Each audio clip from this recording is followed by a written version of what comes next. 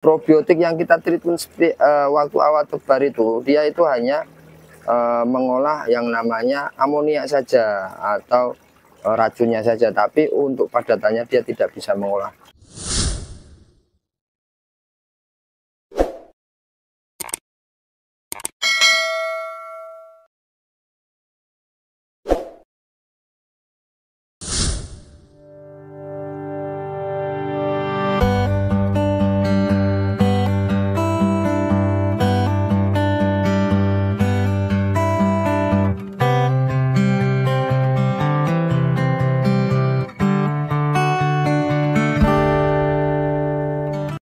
Kita menginjak hari ke-27 ya untuk tebar bibit yang ada di kolam semen ini. Nah, kenapa ke hari ke-27 ini saya kocor? Memang saya biasanya kocor 1-2 jam ya.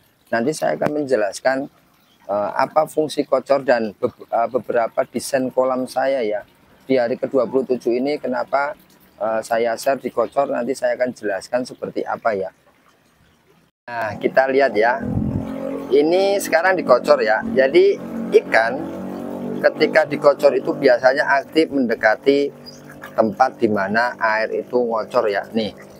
Nah, kita coba lihat kolam 2 ya. Tuh, sama ya. Nah, fungsi kocor ini ketika dikocor itu biasanya ikan itu akan bergerak aktif ke depan. Nah, bergerak aktif ke depan sini.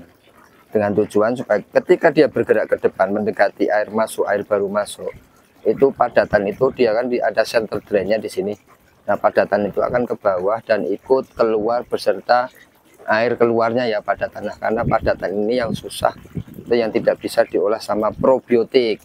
Itu yang pertama. Yang keduanya adalah ketika dikocor, desain kolam saya itu adalah pipanya itu dipotong ya. Dengan tujuannya apa? Ketika dipotong seperti ini, air itu ngocornya jauh. Nah, ketika jauh, ikan pun loncat biasanya di sini saja. Nah, beda halnya ketika dia tidak dipotong, dia ngocornya di sini nih. Nah, biasanya loncat keluar, biasanya seperti itu. Nah, itu poin keduanya. Makanya dari awal desain kolam itu penting karena setiap hari kita harus memelihara ikan, memelihara air. Ini adalah di hari ke-27 ini adalah bagaimana cara memelihara air. Seperti itu ya. Berkaitan dengan desain juga. Jadi semuanya itu berkaitan. Makanya dari awal itu sudah saya share desain kolamnya bagaimana, treatment air, perawatan air mingguan, perawatan air harian, sortir, pemberian pakan, dan lain-lain. Nah, fungsi ketiga ini yang lebih pentingnya, kita akan coba lihat ke belakang ya. Nah, sebelum kita lihat ke belakang biasanya kita coba lihat yuk ya. Jadi teman-teman, bagi yang baru mengikuti video saya yang di kolam kolam semen ini, dia lebih tahu ya.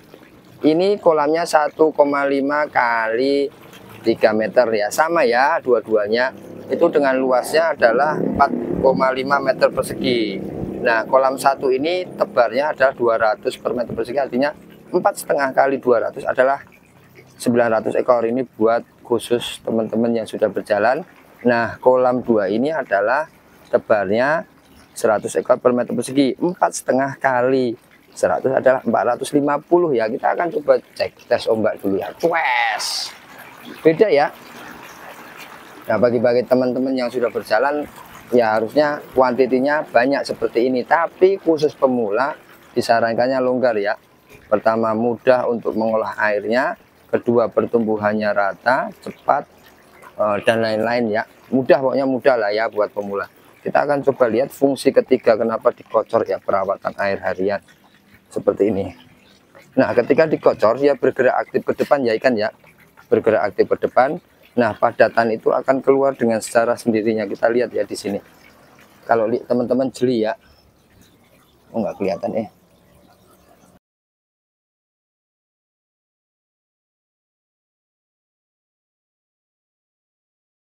Nah, tujuannya itu ya teman-teman ya, supaya padatan itu yang tidak bisa diolah sama probiotik itu keluar dengan secara sendirinya di center drain ya.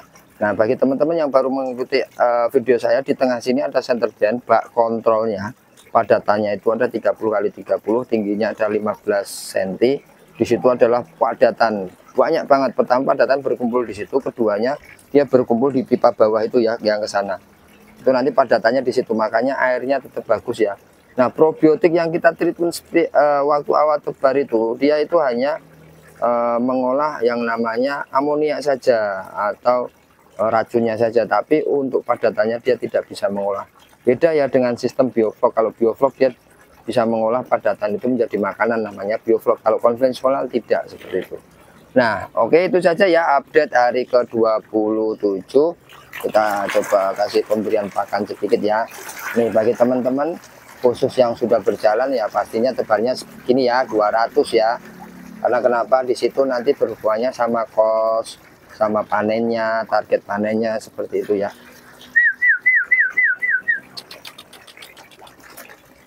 Nah, beda lagi buat teman-teman pemula, sedikit tidak masalah. Yang penting itu awal itu targetnya adalah panen dulu ya. Tuh kan, pertumbuhannya lebih rata, lebih bagus dia.